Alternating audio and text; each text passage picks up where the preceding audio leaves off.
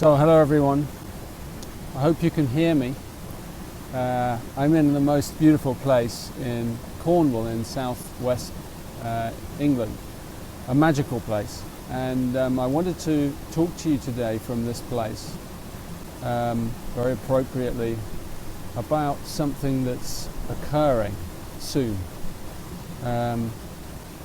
Today, Wednesday, there is a transit, a planetary transit, a long-term planetary transit of the planet Pluto. And usually I don't go that much into astrology and astrological calculations and things, but as you know, my gene keys and the profiling systems are based on this. And so I do every now and again keep an eye on it and keep an eye on the patterns of life and the cosmos. And this particular one is very magical because Pluto moving into a gene key, the 61st gene key of inner truth, the city of sanctity. I think it means a lot for us as a species. I think it's a very powerful moment. And Pluto makes a long transit, so we'll be playing in this gene key for 2 or 3 years now, and bringing in something completely new. And for me, what that is, this is my view, my instinct, is it's the return of magic. It's the return of magic, of the magical forces of the earth, of Gaia. You know, this is part of the ring of Gaia, this gene key.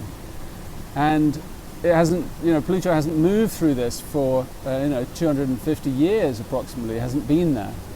Just at the end of the Age of Enlightenment, before the Industrial Revolution, where the Earth was still untarnished in a way. So I think that what is coming in these years ahead is going to be extraordinary. Now, I don't think it's going to be for everyone. It's a sensitive, subtle, dynamic field. When I say the word magic, I know that people will think some people might think I'm a bit crazy. But for me, magic is a tangible essence. It's a quintessence. It's all around us. It connects us. It's like the force, it's the field. And for a long time, humanity, we've lost magic. We've forgotten the magic. And the magic has gone dormant. In some places, it still lives. Places like this, you can contact it at the right time of year, at the right time when the moon is right and the right time of day. The forces are available. But it's returning now. And it's returning in a cycle that is going to take us somewhere extraordinary, because it's the seeding of a new kind of future for our species, for humanity. And there are those of us who are sensitive, and this is our time. This is our time, because the magical forces will become available for us for the first time in a long time.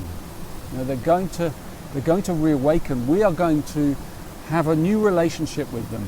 Not a relationship in which we worship them like the gods, like we have done, but a symbiosis, a process in which we help each other. Because these forces, there are forces out here, there are deities that live in the earth, that are part of us. I should say that, they're not separate from us, they're part of our extended being, our extended expansion of consciousness. And as we reach out and touch these creatures, these beings, we can create relationships with them, and we can work together, because they have powers to move things that we don't, in realms that we cannot yet see.